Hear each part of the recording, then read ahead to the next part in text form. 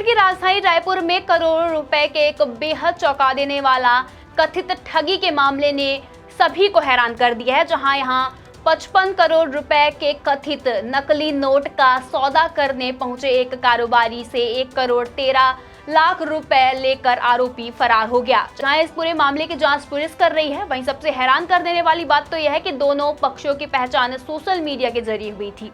जहां पुलिस के मुताबिक यह मामला रायपुर के तेलीबांधा थाना क्षेत्र का है, जहां प्राइवेट फॉर्म संचालक उमेश गुप्ता की शिकायत पर धोखाधड़ी का मामला दर्ज किया गया था। जहां शिकायत में आरोप लगाया गया था कि कुछ लोगों ने दावा किया था कि उसके पास बड़ी मात्रा में नकली नोट है, जहां उन्होंने 1 करोड़ 13 लाख रुपए नगद के बदले 45 करोड़ रुपए के कथित नकली नोट देने का प्रस्ताव रखा है। जहां बताया जा रहा है कि इस सौदे को लेकर रायपुर और महाराष्ट्र में कई दौर की बैठक हुई है, जहां दोनों पक्षों के बीच अलग अलग स्थानों पर बातचीत हुई और आरोपियों ने खुद को बड़े नेटवर्क से जुड़ा बताकर कारोबारी का भरोसा जीत लिया।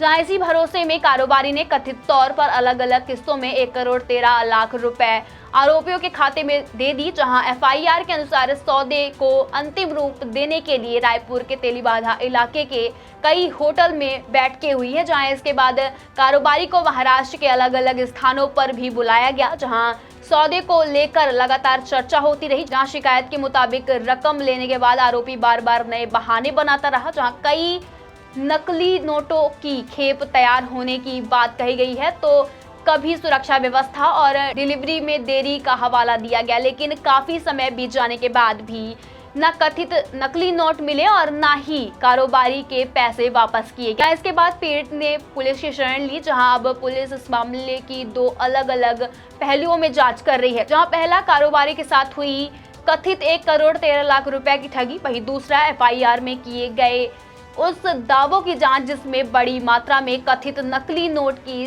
सप्लाई और उन्हें बाजार में खपाने की बात कही गई है। जहां जांच के दौरान पुलिस होटल के record, CCTV footage, mobile call detail और यात्रा संबंधित दस्तावेज और नगद लेन देन से जुड़े सबूत जुटा रही है। जहां साथ ही यह पता लगाया जा रहा है कि इस कथित नेटवर्क में और कौन कौन लोग शामिल है। जहां पुलिस ने इस मामले को बेहतर संवेदनशील मानते हुए जांच तेज कर दी है और फिलहाल अधिकारियों का कहना है कि जांच पूरे होने के बाद ही पूरे मामले की सच्चाई सामने आएगी और उसी आधार पर कानूनी कार्यवाही की जाएगी।